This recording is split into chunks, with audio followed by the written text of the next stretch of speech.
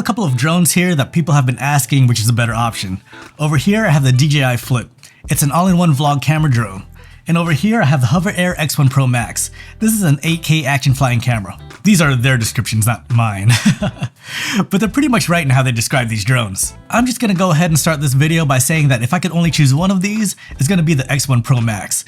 Which is tough to say because overall, I think the Flip is a better drone. It's a little bit confusing, I know. But for my needs, I think the Pro Max just fits better. The short explanation is that I'm looking for something that can just quickly get the shot. Now your needs are probably different from mine though, so I'm gonna be comparing these two drones in a few categories to help you decide which is the best option for you. So let's just go ahead and start off these comparisons with the image quality. They both have a 1/1.3 inch CMOS sensor. The Pro Max has a wider field of view with a format equivalent of 16mm compared to the Flip's 24mm. They both can shoot 4K video, but the Pro Max can do up to 8K 30, which allows you to crop in and not lose quality. Or if you want to slow it down, it can do up to 120 frames per second in 4K, while the Flip can do up to 100 FPS in 4K. They both allow you to shoot in vertical format, but they do this by cropping into the image. So the Flip can do 2.7K up to 30 frames per second, while the Pro Max with its 8K sensor does 4K vertical, also up to 30 frames per second. They both take 12 megapixel photos and both have a quad Bayer filter, so it sort of can take 48 megapixel photos too. Here are a couple photo samples to compare. You'll most likely be using these drones in video mode though, and the Flip gives you more freedom by being able to shoot in normal and D-Log-M. The Pro Max has normal, HLG, and cine modes. None of these modes really allow you to do much color grading, but I'm hoping they can add a log mode to it in a future update. As you can easily tell, the DJI Flip wins this one. Even though you can't crop in as much with the X1 Pro Max, the image quality out of the DJI Flip is just too good. Alright, next, let's compare the stabilization of these drones. So the DJI Flip has a big advantage in that it uses a 3-axis mechanical gimbal. The X1 Pro Max only has a 2-axis gimbal, but it also uses electronic image stabilization. And since it has a wider field of view, it can hide some of those micro movements better too. I saw in other review videos that the Flip doesn't do well in the wind, and that can cause a lot of swaying in your image too. It wasn't too windy when I took these drones out, and even when I was testing the follow mode on my scooter, I didn't really see a big difference between the two. I guess if I have to choose a winner here, I'll say the X1 Pro Max. Only because that wider field of view makes it harder to notice that movement. But let me know if you think the Flip was better here. So now let's check out the autonomous modes of these drones. They both do a lot of the same modes. Some of them are named different things, but they both do follow mode, droney, circle, rocket, spotlight, direction track, boomerang, and helix.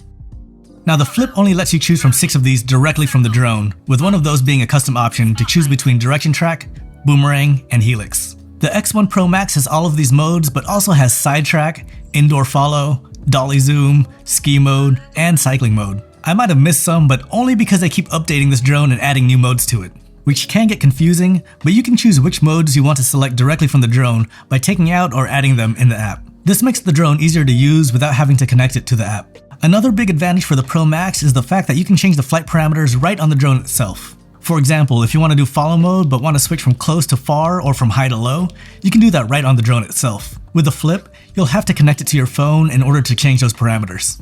For me, being able to do everything right on the drone itself is why I chose the X1 Pro Max as my choice in the beginning. Like if I'm skating and about to go through a narrow path and want the drone to follow me closer, I can quickly adjust all of that on the drone itself. Like I was saying, this might not matter as much to you, but for how I use these kinds of drones, this alone is why the HoverAir is the better option for me. Either way, the X1 Pro Max wins this category. On a related note, let's go ahead and talk about the different ways that you can control these drones. So obviously they can both be used on their own with no controllers needed. With the DJI Flip, you have the option of using either the RC-N3 controller or the RC2. I got the one with the RC2 because it has a built-in screen. Not sure why since I mostly use these drones in autonomous modes, but yeah. You can save quite a bit of money though by getting the Flip with the RC-N3, which uses your phone as a screen. You can also just use your phone to fly it too, but I think it's more enjoyable with the remote. The X1 Pro Max can be flown with your phone, which still isn't fun. But there's also an option to purchase a beacon and joystick to control it. Let's not talk about how I cracked the screen, it still works fine. This set though gives you a few more options to fly the drone. You can use just the beacon itself. This is meant more for emergency flights, but it's still possible to control it with these 2 little buttons on here. Next, you can connect the right joystick to the beacon and use it like a wand, or to my fellow gamers out there, like a Wiimote to fly the drone. Connect the left joystick and pull them out and around to get your classic controller setup. This uses the screen on the beacon, which is honestly a little hard to see, even without the cracks. But it's still a nice option. And finally, you can attach your phone on the bottom here, and then use one of the 3 supplied cables to connect it to the controller, and fly your drone with a much bigger and visible screen. You're gonna get a much longer range out of the Flip though, which has a max video transmission of 13 kilometers. With the X1 Pro Max, you only get 1 kilometer of range, even with a beacon and remote. I think this is tough to pick a winner again because I like to use the beacon by itself, but I think for the sake of the category of controllers, even though technically the Pro Max has more options, that 04 transmission of the Flip is hard to beat, especially since you'll be able to get more of those classic drone shots with the Flip since you'll be able to go further out with it. So yeah, winner here, the DJI Flip. Alright, so next, let's compare the battery life of these drones. So this might look like an easy win for the Flip, because it has a 31-minute max flight time, while the X1 Pro Max has a 16-minute flight time. For most people, that gives the battery life category to the Flip. But if you're going to be flying in really cold temperatures, those flight times are going to be dramatically reduced. However, HoverAir has a thermal battery that's designed for temperatures as low as minus 20 degrees Celsius. So if you're going to be flying a lot in the winter, the Pro Max will probably perform better. DJI actually says to avoid flying in temperatures below 0 degrees, so this could be a big factor for you. Also because of how they're designed, it's going to be a lot easier to slip the X1 Pro Max batteries into your pocket or bag, which is good because you're going to need a bunch of them. All of that being said, the Flip is still the winner here, only because I feel like most people won't be flying in those extremely cold temperatures. Since we were just talking about how easy it is to pack the batteries, let's go ahead and talk about the design of these drones. The X1 Pro Max has a simple design where it folds up into this nice compact mode, and when you want to use it, you just have to open up the propellers and you're ready to go. You don't even have to worry about taking the gimbal cover off because there isn't one. There isn't even an option to buy one, so I had to 3D print one so I could protect the gimbal when transporting it. There's an LCD display on here so you can easily see what mode you're in and the flight parameters. And like I was showing earlier, there's 3 buttons on here that control pretty much everything. The Flip has a unique design where the propellers flip open. Just like the Pro Max, they have a built-in propeller guard on them, which makes this easier for people to fly without worrying too much about crashing them. It comes with a gimbal cover, which is a little bigger than I'd like because it makes it a little harder to stick in my pocket, but at least it comes with one to protect the gimbal. There's one button on the side to power on and off the drone, and on the other side is a single button to select your flight mode and to launch the drone itself. The front display has icons that light up to tell you which flight mode you're in, and yeah, that's it. I have my Mini 3 Pro here, and as you can see, the top part of the Flip is slightly smaller, but then the propeller and guards make it so much bigger. This makes it much harder to pack into a camera bag, and don't even think about trying to stick this in your pockets. The Pro Max is much smaller and 57 grams lighter. It's going to be much easier to pack in your bag. You can fit it in your pocket too, but I only suggest this if you have a gimbal cover because otherwise, it's just going to be vulnerable in your pocket. Thanks to its portability, this category is going to the X1 Pro Max.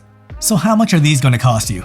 So both have different packages that come with things like cases and extra batteries. We're just going to look at what gets you up in the air the easiest. The X1 Pro Max costs $699 USD, and if you want that beacon and controller for it, that's going to set you back an extra $258. So that's $957 for the whole set, and I just now realize how expensive it is. The DJI Flip has 2 options depending on which controller you go with. With the RC2 option that I have here, that's going to cost you $639. If you go with the RC N3 controller, that's $439. Right now, there's no option to buy just the drone itself. DJI priced the Flip really nicely, and that's why it wins here.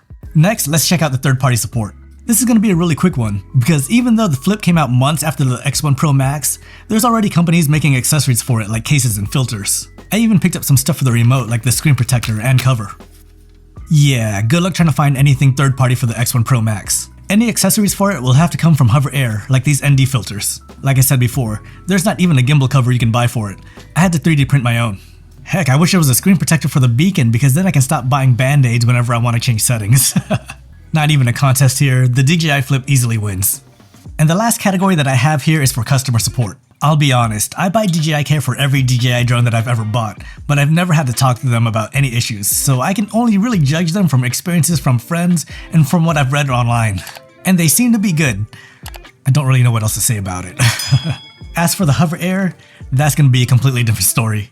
The biggest complaint that you'll see from people is how long it takes for them to even get in contact with them. To be fair, it is a smaller company with less people to deal with customer service, but let me tell you about my experiences with them. I'll try to do this as fast as I can because it took me 6 full weeks to resolve my issue. I don't want to get too deep into the details, but in short, I never received my initial order. We contacted each other back and forth in emails, but whenever I would send my email, at best, I would receive a response in no less than 1 week. Everything was fixed though, which is great, but it just seems crazy to me that it took me 6 weeks just to get my correct order. It's crazy slow, but from my experience, they are good people that will eventually fix your problem. You're just gonna have to have a lot of patience. Either way, I'm gonna have to give this to DJI. Now as a bonus category, I did a very scientific noise level test with these drones. And I was getting roughly the same levels with both of them. The X1 Pro Max was definitely higher pitched though. Comparing it to the DJI Mini 3 Pro, yeah, they're both annoying sounding.